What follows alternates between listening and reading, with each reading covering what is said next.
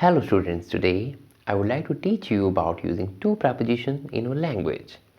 Today we can understand how we can use two prepositions to show the direction of our place. We should know how it can be used according to the different noun and the verb, etc.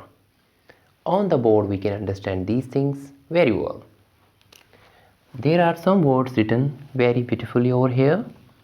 Go, come, return, walk, etc. Two prepositions should be there. To Paris. You can see the example very carefully. It shows the direction of your place. Now I'm going to read these examples for you. She is going to Paris next week. Going to Paris next week.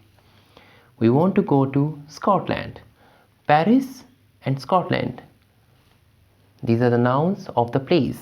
So here we can use two prepositions very well. But home, we have to be very careful. We don't say to home. I'm going to read examples for you.